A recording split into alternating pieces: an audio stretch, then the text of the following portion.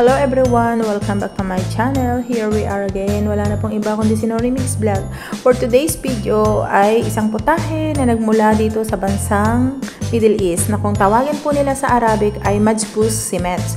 Guys, kung hindi ka pa po nakasubscribe dito sa aking channel, please do subscribe and press the notification bell para po lagi kang updated sa aking mga video. At sana po samahan niyo po ako hanggang sa dulo. Maraming salamat po!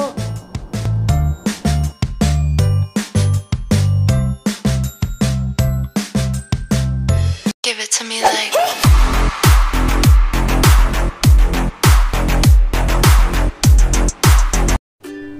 Ito na po ang ating isda. Ginamitan ko po ito ng panlinis na lemon, asin at saka ng harina. At hugasan pong mabuti. Mag-start na po tayo magprito. Prito lang po natin ito ng medyo light brown. At ito na nga po guys, mag-start na po tayo magluto. Naglagay na po ako ng mantika. Start na po tayo mag-gisa ng sibuyas. At syempre, isusunod po natin ang ating bawang.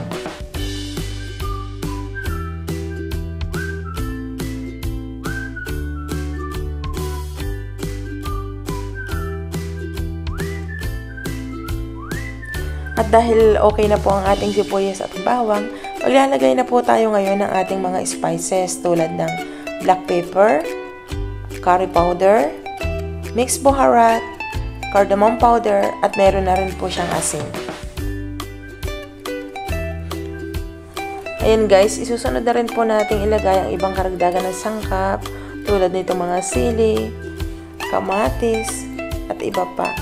Ayan guys, sa kasunod po niyan ay ilalagay natin ang ating tubig.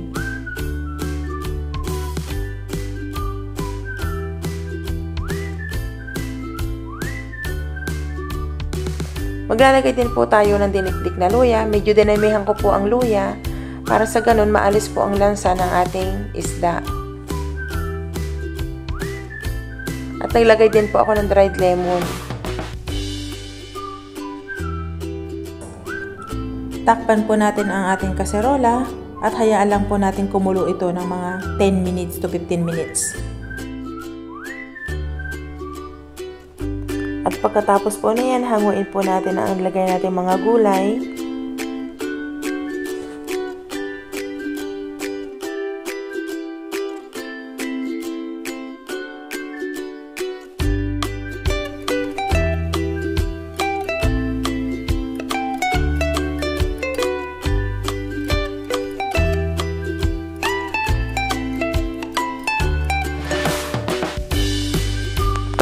At ayan guys, ilalagay na po natin ang ating naprito na isda. Takpan po ang kaserola at pakulaan po ito ng 5 minuto.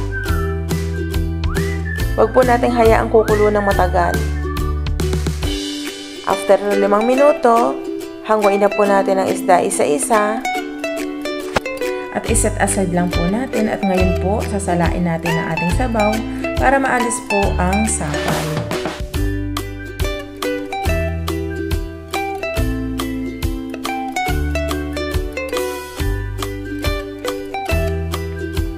Pagkatapos po niyan, tayo po ay maghuhugasan ng bigas.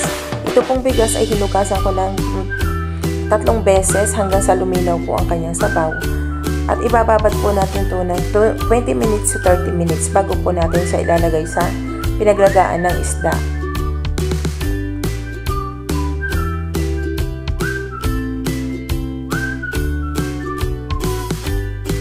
Ayan guys, kung napapansin nyo, malinaw na po ang ating tubig. Lagyan lang po natin ito ng panibagong tubig at hayaan lang po natin itong mababad ng 20 minutes to 30 minutes.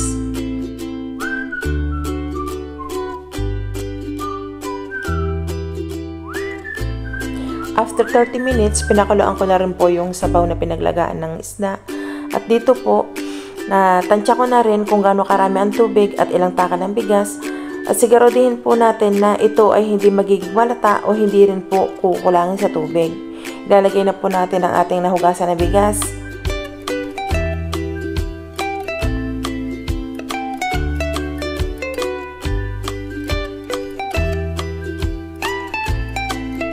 Tatakpan lang po natin ang ating kaserola hanggang sa maigahan siya ng tubig.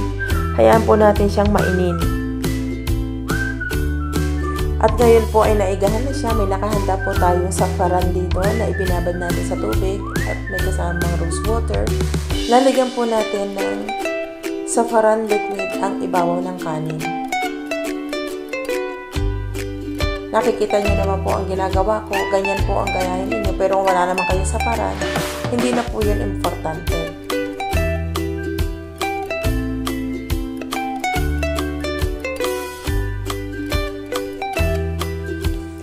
Pagkatapos po natin lagyan ng saffron, ilalagyan na rin po natin ang ating nagawa na hasyu.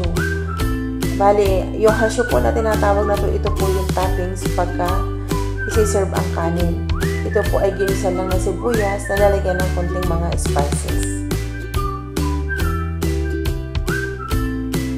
At siya nga po pala, bago matapos ang ating pagluluto, ang buong detalye po nito ay isinulat ko sa description box. Doon nyo po makikita ang kabuuang sangkap at ganoon din po ang paraan kung paano iluto ang toppings na kung ang tawag nila ay hasyu. Guys, kung hindi ka pa po nakasubscribe sa aking YouTube channel, please subscribe Norimix Vlog. And huwag din po natin kalimutang i-like at mag-leave ka rin po ng comment. At pakishare na rin po ang aking video kung ito po ay inyong nagustuhan. Ayan guys, okay na po ang ating toppings. Nailagay na rin po natin ang mga inilagay natin ibang sangkap tulad ng mga sili. Ngayon po, ito po ay ating tatakpan.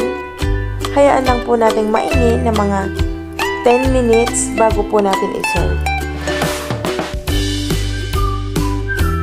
At ayan na po guys ang ating finished product, ASOS Semets.